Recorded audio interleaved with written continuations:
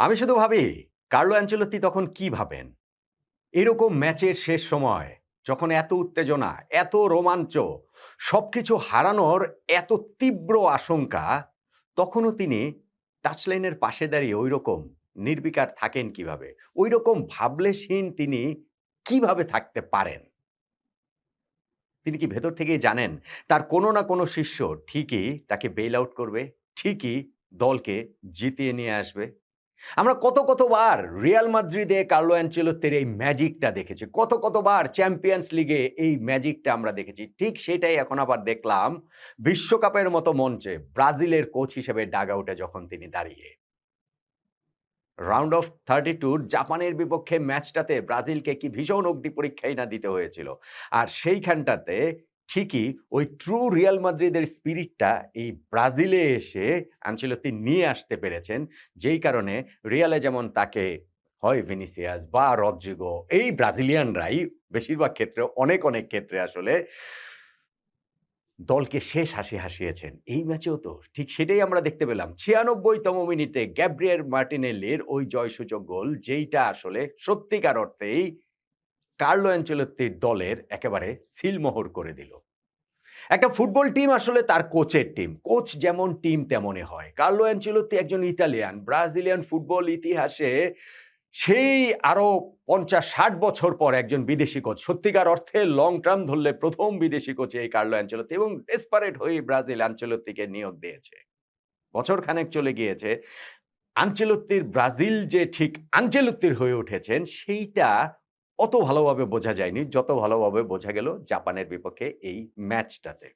এবং সেই কারণেই মনে হচ্ছে কার্লো ইজ কুকিং এবং অন্যান্য দলগুলার আসলে ভয় পাওয়ার সময় বোধ করে চলে এসেছে এই ব্রাজিলকে নিয়ে।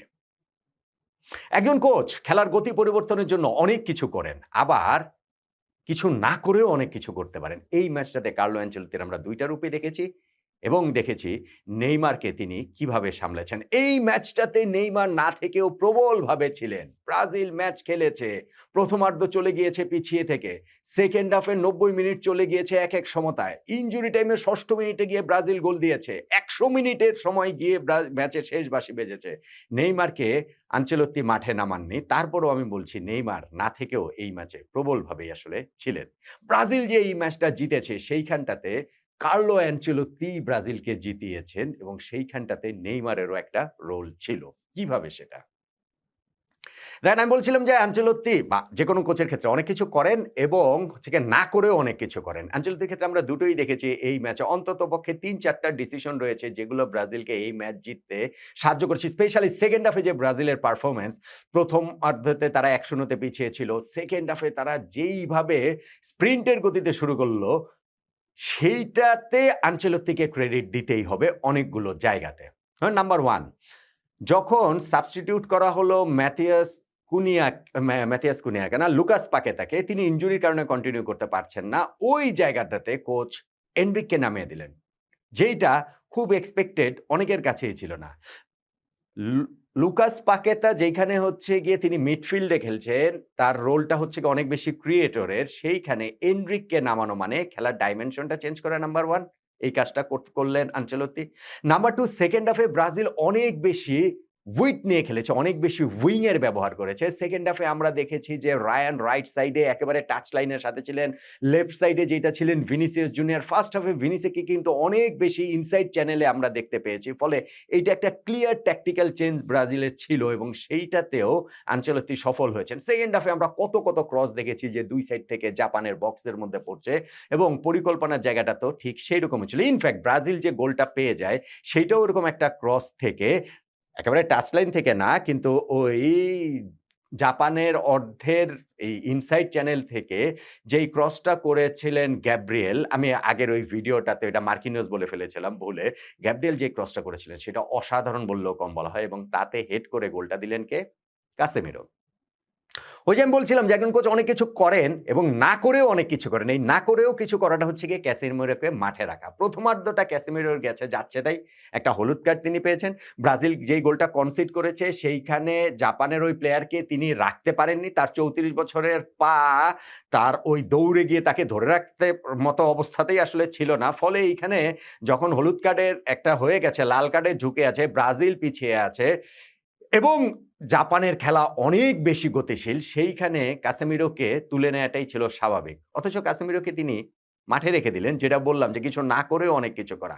কাসেমিরো ওই গোল পাওয়ার আগেও কিন্তু আরেকটা গোল তিনি পেয়েই গিয়েছিলেন সেই হেডটা থেকে এবং ওইটা অলৌকিকভাবে জাপান আসলে সেভ করে দেয়। কিন্তু এরপরে ওই গ্যাব্রিয়েলের ক্রসে তিনি একটা বুলেট গতির হেডে ফার পোস্টে দাঁড়িয়ে ব্রাজিলকে সমতায় ফেরালেন। সো এইটাও আসলে কার্লো আনচেলত্তির কাসেমিরোকে কন্টিনিউ করাটা রিয়াল মাদ্রিদের সেই কানেকশন ওইখানটাতে কাসেমিরো তাকে অনেক কিছু জিতিয়েছেন। তার উপরে আস্থা আছে, বিশ্বাস আছে। ফলে ওইটাও এই জায়গাটাতে কার্লো আনচেলত্তির কাজে লেগেছে খুব ভালোভাবে বলেই তো আমার কাছে মনে হয়। দেখেন আরেকটা কথা আমি বলি, যখন ব্রাজিল ওই ট্যাকটিক্স এ গিয়েছে যে ২ সাইড থেকে বক্সে অনেক বেশি ক্রস করবে, তখন এটা আসলে এক্সপেক্টেড ছিল যে মাঠে এইখানটাতে নামানো হওয়া মানে ওই জায়গাটাতে চেঞ্জ যে ব্রাজিল যেখানটাতে করছে, ইগোর টিয়াগোকে সেখানে নামানোটা এক্সপেক্টেড ছিল। কেননা তিনি হচ্ছে গিয়ে প্রপার সেন্টার ফরওয়ার্ড, তিনি হচ্ছে গিয়ে এয়ারে খুব দক্ষ এবং সেই ক্রসগুলা মিট করতে পারবেন। কিন্তু কোচ ওই জায়গাটাতে কিন্তু ইগোর টিয়াগোকে নামাননি। বরং তিনি তার কৌশলে এগিয়ে গেছেন এবং সেইখানটাতে যে গোলটা যে করেছেন গ্যাব্রিয়েল মার্টিনেল্লি, সেই মার্টিনেল্লিকে কিন্তু তিনি এই জায়গাটাতে নট নেসেসারিলি সাবস্টিটিউশন এ তার কোনো পিকিং অর্ডার থাকে না যে এ আগে যাবে, এ পরে যাবে, এটা দলের কৌশলের উপর নির্ভর করে। ফলে এই মার্টিনেল্লিকে নামিয়েছেন আর্সেনালের হয়ে যেই সিজনটা তিনি কাটিয়েছেন, ইংলিশ লিগ জিতেছেন, সেই মার্টিনেল্লি কিন্তু কাজের কাজটা করে দিয়েছেন ৯৬তম মিনিটের গোলটাতে। ফলে আনচেলত্তির এখানে অনেকগুলো জায়গায় কিন্তু রয়েছে যেই জায়গাগুলোতে আনচেলত্তির ভিক্টরি, আনচেলত্তির জয়। আর নেইমারের কথাটা আমি বলছিলাম তো, ভাই নেইমারের মতো একজন প্লেয়ারকে যখন আপনি জাতীয় দলে নিবেন তখন ফার্স্ট 11 এ খেলানোর কোট আনকোট একটা বাধ্যবাধকতা তৈরি হয়। নেইমারের ক্ষেত্রে যেটা হয়েছে যে তার যেহেতু ইনজুরি ক্যারি করছিলেন তিনি, আগের ম্যাচটাতে ১৫ মিনিট খেলেছেন। সো তাকে ফার্স্ট 11 এ খেলাতে হবে না বা খেলার অবস্থাতেও তিনি নাই। কিন্তু যখন ব্রাজিলের ওই অবস্থা তারা সেকেন্ড হাফটা শুরু করছে ১ গোলে পিছিয়ে থেকে, ইনফ্যাক্ট ওই সেকেন্ড হাফের শুরু থেকেও তো নেইমারকে নামানোর একটা টেম্পটেশন থাকে। আনচেলত্তি কিন্তু সেই লোভের ফাঁদে পা দেননি। বরং তিনি তার এই কার্ডটাকে হোল্ড করেছেন এবং ফাইনালি গিয়ে যে তিনি নামালেনই না। আমি ব্রাজিলের ম্যাচ শেষেই কালকে যে ভিডিওটা করেছিলাম সেখানে আমি বলছিলাম যে হয়তোবা তার ব্যাক অফ দ্য মাইন্ড এ ওইটাই ছিল যে যদি এক্সট্রা টাইমে খেলা চলে যায় সেই ক্ষেত্রে নেইমারকে নামাবেন। কেননা নেইমার এখনো ঠিক আরো আগে যদি নামান তাহলে হয়তোবা আধা ঘন্টার নেইমার সর্বোচ্চ হয়তোবা এখন খেলার মতো অবস্থায় আছেন। ১ ঘন্টা খেলার মতো অবস্থাতে নেইমার নেই এবং ম্যাচ শেষে আনচেলত্তি সেই কথাটাই বলেছেন যে ব্রাজিল যদি পিছিয়ে থাকতো তাহলে ৬০-৬৫ মিনিটের দিকে নেইমারকে নামানোর প্ল্যান ছিল। যেহেতু ব্রাজিল ইকুয়ালাইজারটা পেয়ে গিয়েছে ৫৬তম মিনিটে, ফলে নেইমারকে তিনি হোল্ড করেছেন। আবার যেহেতু খেলাটা শেষ দিকে গিয়েও ব্রাজিল ওই ১-১ আছে, সেই কারণে তার পরিকল্পনাটা ছিল যে নেইমারকে তিনি নামাবেন হচ্ছে গিয়ে এক্সট্রা টাইমে যদি ১-১ থেকেই খেলাটা ওই নির্ধারিত সময়টা শেষ হয়। এবং সেই কারণেই নেইমারকে নামাননি এবং সেই জায়গাটাতেও তিনি আসলে সফল হয়ে গেছেন। নেইমারের সাথে তিনি কথা বলছেন যে নেইমারের সঙ্গে এই পরিকল্পনার জায়গাটা ছিল। আই এম সিউর যে নেইমার ওইটাতে আসলে খুব মাইন্ড করবেন না। নেইমারের যেইভাবে ব্রাজিল জিতলো, তার যে একটা স্বপ্ন বিশ্বকাপ জয়ের, সেইখানটাতে নেইমারের কন্ট্রিবিউট করার এখনো অনেক জায়গা রয়েছে। আমি ওয়ার্ল্ড কাপে যখন নেইমারের নাম ঘোষণা হয়েছে তখন থেকেই আমি বলছি যে এই নেইমার ঠিক যে ওই শারীরিক অবস্থায় যে তার সক্ষমতার চূড়ান্ত জায়গায় রয়েছেন তা তো আর না। ইনজুরিতে তিনি পড়ার আগেই। আর ইনজুরিতে পড়ার পর তো বটেই। এই নেইমার হচ্ছে গিয়ে ইমপ্যাক্ট রাখতে পারবেন। সেইটা শেষ ১৫ মিনিট, সেইটা ধরেন এক্সট্রা টাইম, সেইটা ধরেন শেষ আধা ঘন্টা। ওইজন্যই নেইমারকে প্রস্তুত করা হচ্ছে এবং আই এম সিউর যে নেইমার এই ওয়ার্ল্ড কাপেও ব্রাজিলের খুবই সিগনিফিক্যান্ট রোল রাখার সুযোগ তার সামনে এখনো রয়েছে। তার ওই মানের একজন প্লেয়ার কিংবা ব্রাজিলের ইতিহাসের এরকম একজন কিংবদন্তি সর্বকালের সর্বোচ্চ গোলদাতা তাকে কেন মাঠে নামানো হয়নি? সেইটা যেভাবে ব্রাজিল শেষ পর্যন্ত ম্যাচটা জিতে গেল তাতে করে নেইমার নিশ্চিতভাবেই মাইন্ড করবেন না। কেননা এইখানে মাস্টার মাইন্ড কার্লো আনচেলত্তির মাস্টার স্ট্রোকের ট্যাকটিক্যাল জিনিয়াস যে তিনি সেইটারই জয় হয়েছে। আমি বলছিলাম যে আনচেলত্তি তখন আসলে কি ভাবেন? ঐরকম মুনি ঋষির মতো ধ্যান করে তিনি কিভাবে থাকতে পারেন? কিভাবে এত নির্বিকার? কিভাবে আবেগ তাকে আসলে স্পর্শ অ্যাপারেন্টলি আসলে করছেন না? যখন ব্রাজিল এই ম্যাচটাতে ফার্স্ট হাফে পিছিয়ে ছিল, তার মাথা থেকে এটা কাজ করছিল না যে এইটা ব্রাজিলের ফুটবল ইতিহাসের একটা ভয়ংকর বিপর্যয় হিসেবে দেখা হবে যদি এশিয়ার একটা দলের কাছে, জাপানের প্রতি চূড়ান্ত শ্রদ্ধা রেখে আমি বলছি, এশিয়ার একটা দলের কাছে হেরে নকআউট পর্বের শুরুতেই ব্রাজিলের বিদায় হলে সেইটা একটা ব্রাজিলের ফুটবল ইতিহাসের আরো একটা কালো অধ্যায় হতো। কিন্তু নেইমার কে ওই সময়টাতেও আনচেলত্তি মানে নামাননি এবং তিনি নিজে তার পরিকল্পনা অনুযায়ী ম্যাচটা আসলে বের করে নিয়ে এসেছেন। এই যে আনচেলত্তি খেলা এক্সট্রা টাইমেও যদি চলে যেত, যেকোনো কিছুই তো হতে পারত। যেকোনো একটা মুভেই তো জাপান এখানে ম্যাচটা শেষ করে দিতে পারত। ইভেন টাই ব্রেকারে গেলেও তো যে জেতার তো চান্স জাপানের ছিল। আনচেলত্তি তখন কি ভাবছিলেন? এই যে ব্রাজিলের কোচ তিনি হয়েছেন, বছরখানেক হয়েছে।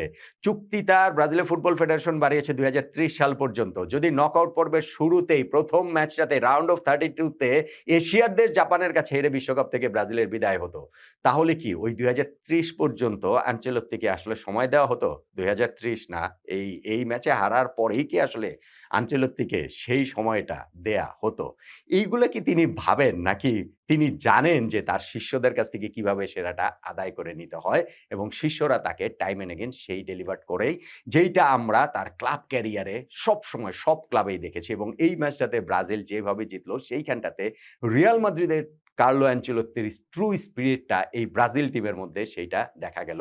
চ্যাম্পিয়নস লিগের স্পিরিটটা এই বিশ্বকাপ মঞ্চে দেখা গেল এবং সেইখানটাতে আনচেলত্তির ওই যে আমি অনেকগুলো কথাই যে বললাম যে ধরেন ওই এনরিককে নামানো পাকেতার জায়গায় কিংবা ইগোর টিয়াগোকে না নামানো কিংবা ধরেন ওইখানটাতে হচ্ছে গিয়ে মার্টিনেলিকে নামানো কিংবা ধরেন হচ্ছে গিয়ে ২ সাইড থেকে ক্রস করা যেই ট্যাকটিক্স এর জায়গাটাতে চলে যাওয়া, ভিনিসিয়াস এবং রায়ানকে অনেক বেশি ছড়িয়ে দিয়ে মাঠ বড় করা। সো সবকিছু মিলিয়েই এই ম্যাচে কার্লো আনচেলত্তির ট্যাকটিক্স এরই জয় হয়েছে। আর নেইমার এই ম্যাচে খেলেন নাই। কিন্তু তাতে তার মাইন্ড করারও তিনি নিশ্চিতভাবেই এটাতে মন খারাপ করবেন না। বরং ওয়ার্ল্ড কাপ স্বপ্নটা নেইমারের এখনো অ্যালাইভ আছে। ব্রাজিলের হেক্সার স্বপ্নটা এখনো টিকে আছে এবং বিশ্বকাপের সামনের ম্যাচগুলোতে নিশ্চিতভাবে আরো কন্ট্রিবিউট করার সুযোগ নেইমারের রয়েছে, থাকবেই। ব্রাজিল ৫ টা বিশ্বকাপ ধরে জিততে পারছে না এবং সেই ২০০৬ থেকে যে শুরু করে নকআউট পর্বে যখনই ইউরোপিয়ান টিমের মুখোমুখি হয়েছে তখনই ব্রাজিল বাদ পড়ে গেছে। ২০০৬ এর কোয়ার্টার ফাইনাল ফ্রান্স, ২০১০ এর কোয়ার্টার ফাইনাল নেদারল্যান্ডস, ২০১৪ র semifinal Germany, ২০১৮ quarter final Belgium, ২০২২ এর কোয়ার্টার ফাইনাল ক্রোয়েশিয়া। ইউরোপিয়ান টিমের সঙ্গে নকআউট পর্বে মুখোমুখি হলেই ব্রাজিল হেরে যাচ্ছে এবং সেই জন্যই এবার সেইটাও একটা কারণ, একজন ইউরোপিয়ান কোচকেই ব্রাজিল নিয়ে এসেছে কার্লো আনচেলত্তিকে। নেক্সট রাউন্ডেই হতে পারে আরেকটা ইউরোপিয়ান টিম মুখোমুখি নরওয়ে, মানে নরওয়ে আর আইভরি কোস্টের ম্যাচে যে জিতবে সেইটা যদি হয় তাহলে আমরা ডন কার্লো আনচেলত্তির আরো একটা মাস্টার স্ট্রোক সেই ম্যাচে দেখার অপেক্ষায় থাকব। আর ব্রাজিলিয়ান ফুটবলের এই ইউরোপিয়ান কার্স কাটানোর মিশনটাতে ইউরোপিয়ান কোচ ডন কার্লো তার ম্যাজিকটা আরো একদম দেখাবেন বলেই তো ব্রাজিলিয়ান সমর্থকরা আশা করতেই পারেন। এই ম্যাচে কার্লো তার ম্যাজিক যেভাবে দেখিয়েছেন তাতে করে in Carlo we trust Brazilian সমর্থকরা এরকম স্লোগান এখন তো দিতেই পারেন।